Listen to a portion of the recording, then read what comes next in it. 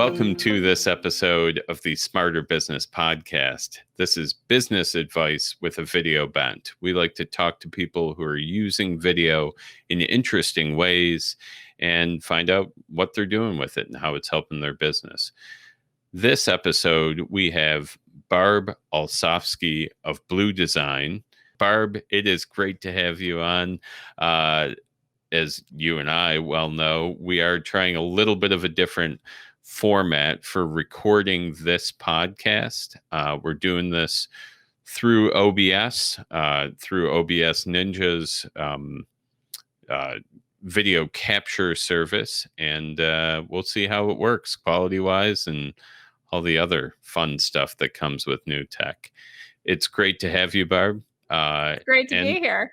I would love to have you do a quick intro yourself, is how I usually do it. What are you up to these days?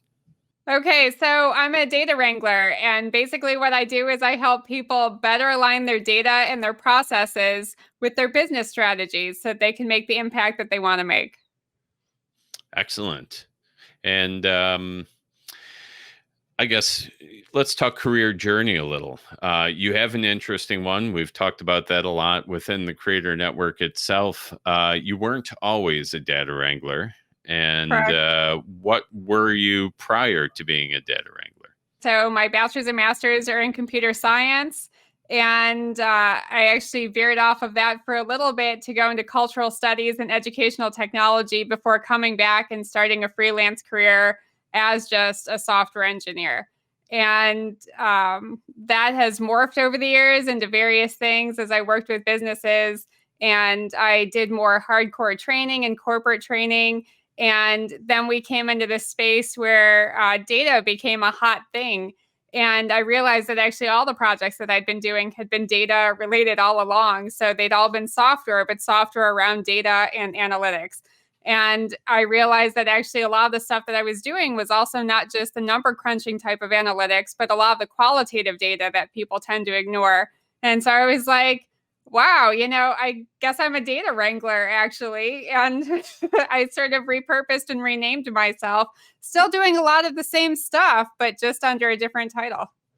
Excellent. Well, it's good to know or kind of find the path, right?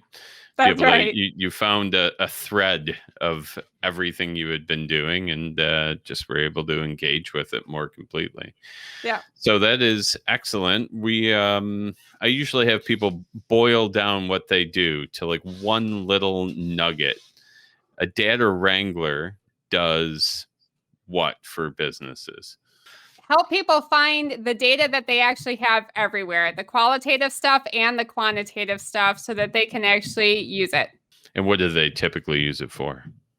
Strategy. So there's a lot of strategy related stuff where they're trying to figure out what their strategy should be and what that needs to look like, in addition to actually getting the support service, the data collection in the format that they need and the analytics that they need to support all those strategies and get the metrics in line as they go along.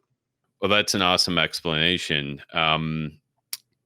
This is an awkward segue, but we are going to move on to the next thing in my notes, which is just that we kind of started working together and, dealing with each other during this COVID lockdown, partly because we were both kind of forced into a more video-based, I think, existence. How has kind of work life changed for you over the last year or so? So I would say it changed drastically.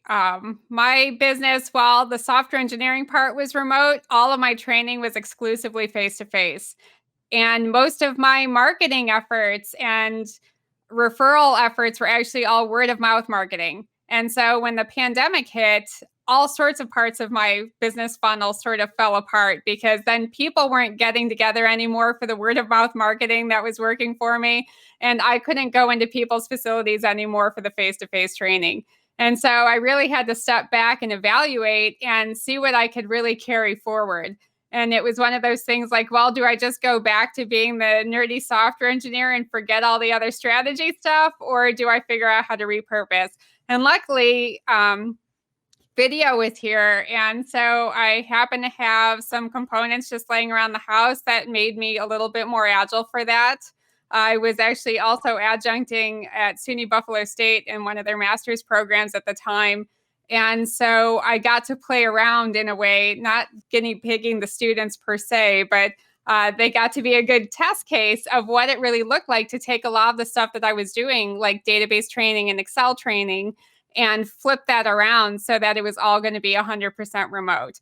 And so I was able to record a whole bunch of instructional videos for them in an asynchronous way, in a flipped classroom way, like, here, go home, watch this, and then we're going to come back and talk about that over video and, delve in that way. And so we had these instructional things that they could then access however they needed to, as many times as they needed to. Video was awesome for that. And particularly as they were getting their stuff together in terms of technology, they didn't have to worry about being able to log on at the same time as me necessarily, except for that little bit of interaction where the technology didn't have to be so up to par.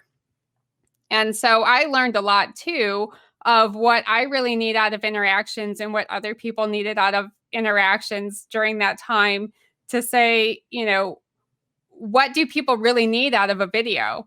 And what do people really need out of an interaction to make that work over video? And at the beginning, it was like a sensory deprivation chamber, because I was sitting there with my video on and everyone else had theirs off.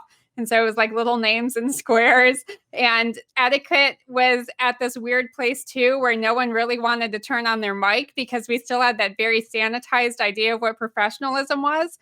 And so with dogs and moms and everything else in the background, I'd be like, okay, does everyone get it? Is everyone following along? And I was like over asking that because I was so deprived of, other senses. And, I'd eventually get something back in the chat like, yeah, it's good.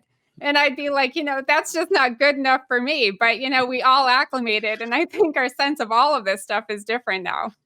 Well, and there's so much feedback that you can receive, right? When you can just look across a classroom, that is a lot harder to kind of gauge in the online world. But given all that experience, you're going to have a ton to contribute, I think, this next month on the Creator Network, where we are going to explore exactly that kind of presentations with video presentations in the digital space versus, face to face. But before we get to that, I did want to talk a little bit about, you recently launched some workshops. So kind of you've touched on some of the differences between live teaching and workshops, but I guess just to get to the workshops and that stuff, is that something you plan to do anyway, or is that something that was brought on by the lockdown and kind of embracing video? So a couple of my workshops were things that I had already planned and I needed to make them more virtual. And then other things like the vision to action, more strategy talk types of workshops were things that actually were born out of onboarding video as more of my overall business strategy going forward. And so a lot of that became part of that reassessment of what does it really need to look like going forward? What are those things that people are getting out of the interactions with me that I still need to be able to deliver? And even more importantly, how do I replace all of that word of mouth marketing and face-to-face networking? And so I had to now play around with different ways to get my face out there and still be a person in front of people in this very remote world. And so video was a perfect way to do that. And not the kind of video that I had been making for classes where I wasn't a part of it, but actually putting my face on it. And so that had to be a thing. And then the talking head video as just a little introduction, like, this is what we're going to cover. And, now you get to see me. And so I'm not so much of a stranger going forward as well, in that same way that you aren't a stranger when you walk into the same networking thing again and again. Even if people don't really talk to you, you're at least not a stranger. And so replacing all of that had to be a video component. Excellent. Yeah. And, yeah, so many changes to be made there and different ways to look at that. And that kind of ties us back. I mentioned we are going to be talking about production value and presentations on the vidwheel creator network. And I think we've covered some of the questions that I had in the notes here about what was different, what was better. Well, let's go to that one. Do you think there's anything that's truly just better about presenting or teaching or training through video, through a digital platform? So I actually think there are an awful lot of things that are better. And they weren't the things that I expected to be better in a lot of interesting ways. So if you think about the typical workshop that you go to, even if you're taking your laptop and you're presenting or participating in an interactive way, it was a lot of that. Oh, and then you'll go home or you'll go back to the office and you'll delve in differently, or you're watching me or someone else up there do it and you're like doing it along with it. And what I've done with some of my other one-on-one training now is we can just get into Zoom and I'm like, share your screen. And we're doing it on that person's system now the whole time. And that's something that just wasn't even a possibility before. And I think too, there are things that you prepare when you go into training in a face-to-face situation. And there are things that you don't anticipate for as much as you try to anticipate. And now, even when something comes up that's a little bit more unexpected, I'm sitting here with all of my resources. And so I can be like, hold on a second, pull up that resource and share it differently over video in a way that I, would have been like, sorry, I didn't bring it with me before. Those are both excellent points. Yeah, I mean, you can really connect at a different level, especially through some of the training and stuff. I've had a similar experience with a lot of the setups and stuff that we've done with these cameras. If it were more of a classroom or a larger setup, you wouldn't have that individual kind of attention. So that's a great point. And then, yes. I guess I would also say one of the things too, though, that I think has come out on a more interpersonal level, and I don't know if it's because people are sitting in their homes, but they're more honest and they're more open about what's going on. And we, I think, have deeper conversations now as well than we did before, even when we were in, sort of pseudo private settings. Now we're just delving in much more quickly and really getting into it. Right.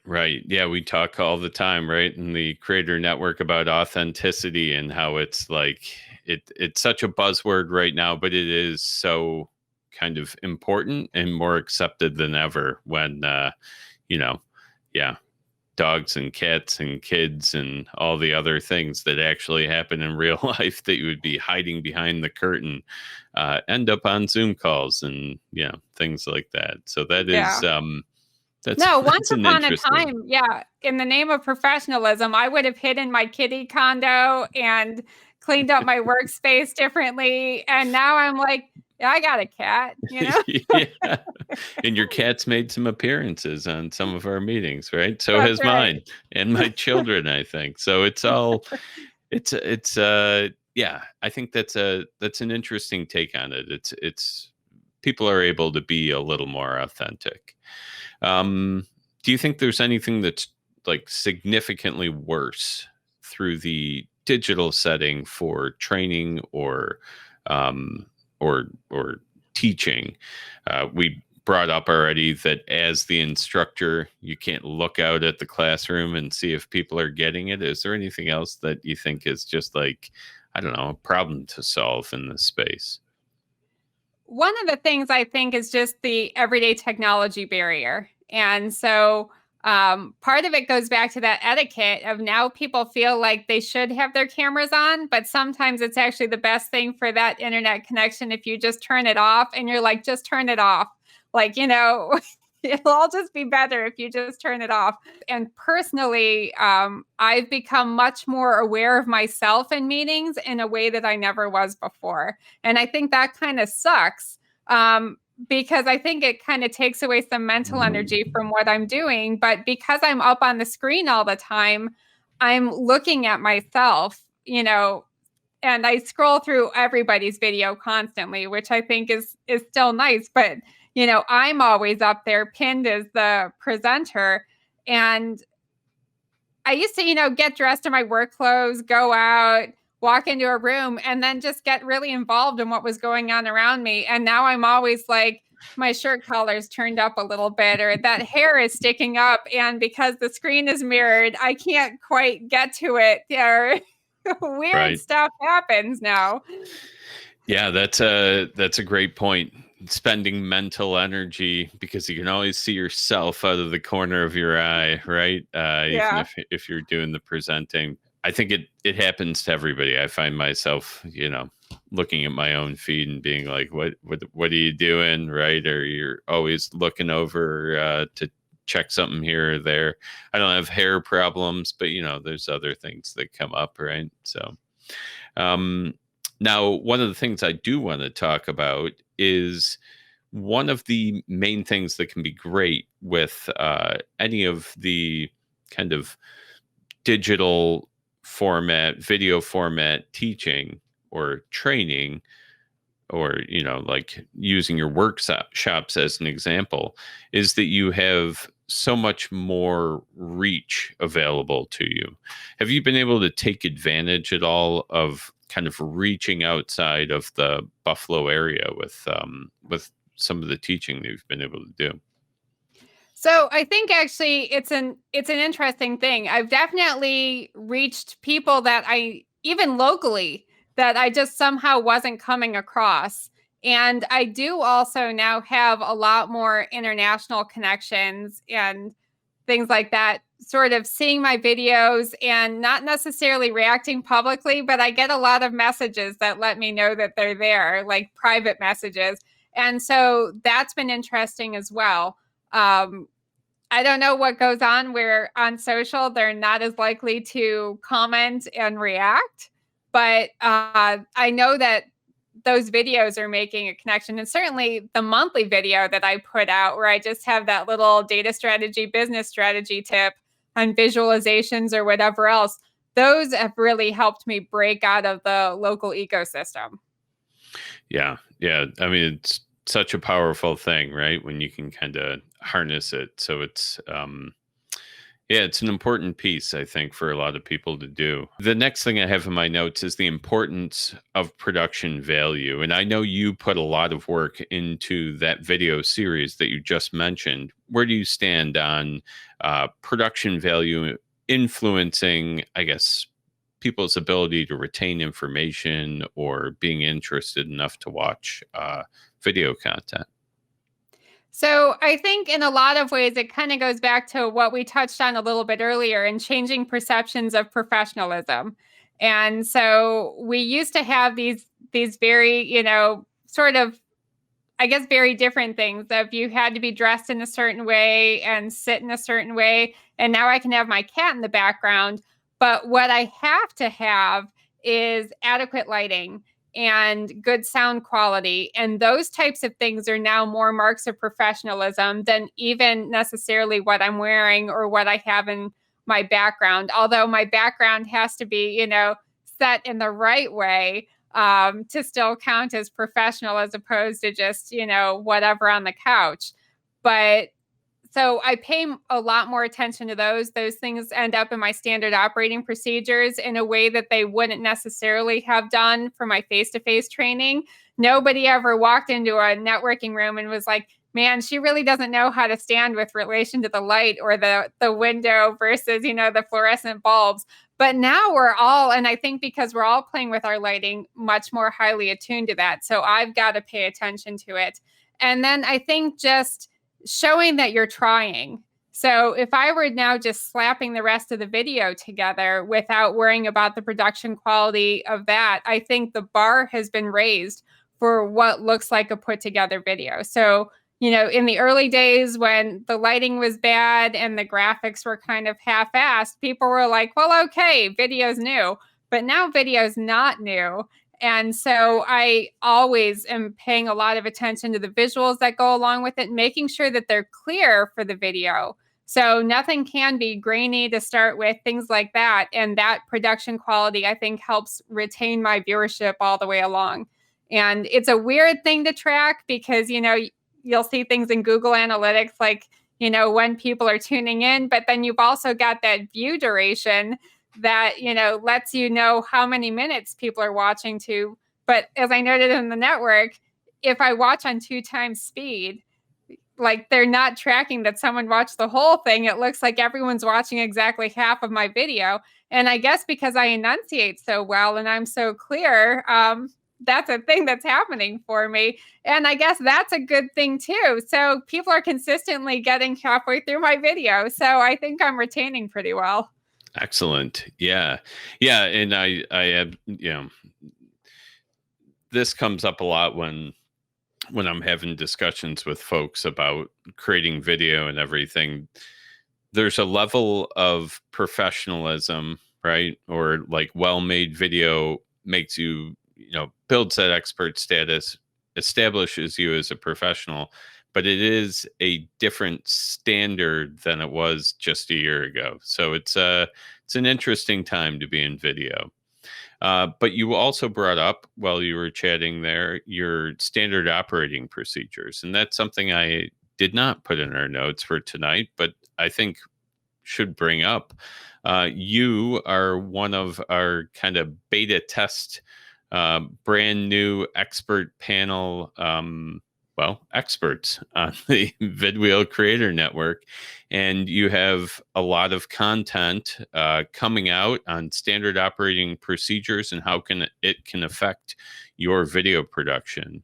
Thank you for doing that. And I don't know if you want to give a little SOP plug. Feel free.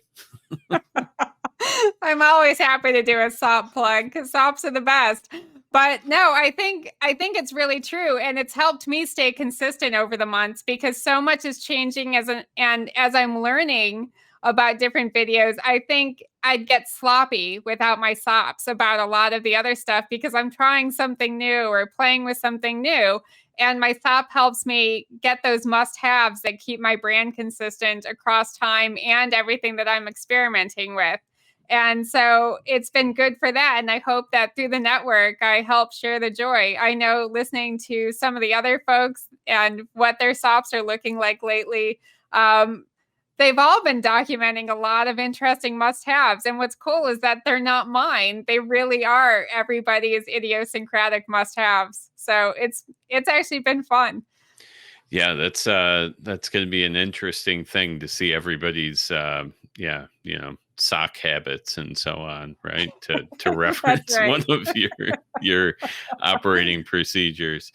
So that is great, and thank you again for doing that.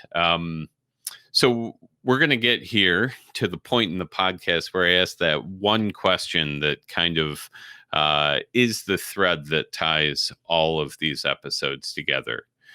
And that is, what is one thing, and it has to be one, right? That makes it the most difficult, that you've done to make your business or a client's business smarter? And I think that one thing would be really foregrounding clarity. And that's clarity of vision and clarity of business strategy, because data is a support service and all the technology I work with and the training is a support service. And so when you're clear on that vision and you're clear on that strategy, you can place all those other things in that support role that they're supposed to have.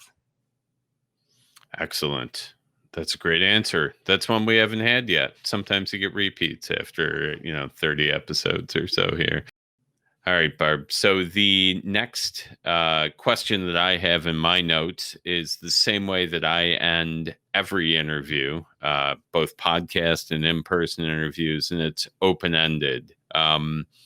Did our conversation kind of knock something loose, or is there something that you feel was left unsaid from our conversation here today? Okay, so I guess I would just really want to remind everyone that data is everywhere.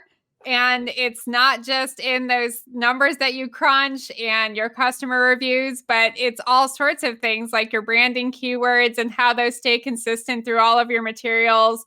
and your strategies. And then all of those things that you put out into the world, like your video, also become your data. And so just be mindful of that. And as you're thinking about what that means to really harness it, remember all the different places that pops up. Thank you very much, Barb. This is the time where we typically would have shaken hands way back when. So we usually just give a little webcam wave. It's been great to have you on. Excellent information. Thank you for listening to this episode of the Smarter Business Podcast. Please subscribe and share this episode with people who you think may find it helpful.